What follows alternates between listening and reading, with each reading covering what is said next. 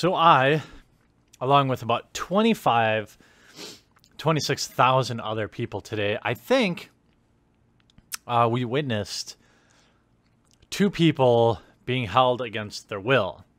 I made sure I finished all my work early today to catch the Magic Arena live reveal, even though I already had a pretty strong suspicion on what it would be. I was actually pretty excited because if my prediction was correct, I was going to be happy about the product. I was going to be happy for the Magic community. I was going to be happy for Wizards of the Coast. But then as I was watching this broadcast, it was shocking. I think I sent out a tweet, or at least I said to somebody who was watching it with me. This whole thing was about an hour long or something. Why does it look like nobody's having any fun? I mean, the MC, Jimmy Wong, didn't look like he was having fun. The developer didn't look like he was having fun. Gabby Spartz and Amaz, who are supposed to be two premier streamers. I would argue that Gabby Spartz is far from a premier streamer, but Amaz certainly isn't. She's at least significantly large in the Magic community. I'll definitely concede that. I think I figured out that somebody was holding these streamers at gunpoint, or at least they were there against their will. I kept watching. I tuned out after about 3 minutes of gameplay because I was like, it wasn't even the gameplay. This reinforces the fact that a big personality can be all the difference in a streaming, game streaming success. I don't think there's anybody, myself included, in the Magic community who's an amazing streamer. Most people are pretty boring, pretty unattractive, and to be totally honest, being attractive and being not boring are two very key indicators of being a good streamer. Now, are there very unattractive streamers? Sure, but they're not boring. And I figured I would tune back in. And I started to watch these two people, and I mean, let's look at these two play, okay? I spliced together some scenes. They're playing. Look at their faces. Look at Gabby's face. She is in distress. It looks like an Amaz too. It's like there's electroshock. What are they, like not cathodes, but look at that smile. Look how uncomfortable that smile was. Amaz trying to be into it. At least he seemed to be like into the game. But if this has any indication of what the stream environment is, now let's go. This is triple time, okay? This is a long time. The whole stream, the whole game was maybe 20 minutes, and this is what it looked like the entire time.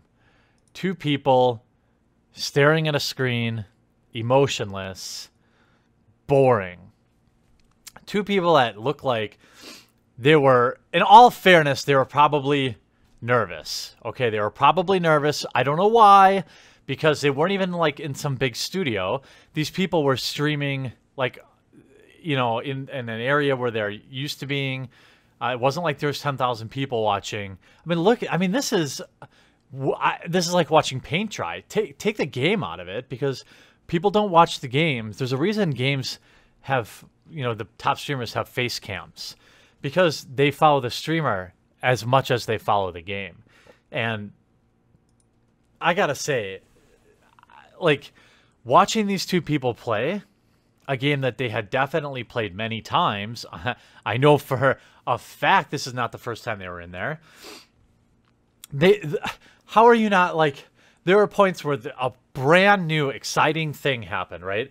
In the Hearthstone world, it's second nature, okay? But like in the Magic world, to have a Magic card like smash into somebody else's face, why is Gabby not like, whoa, that's awesome?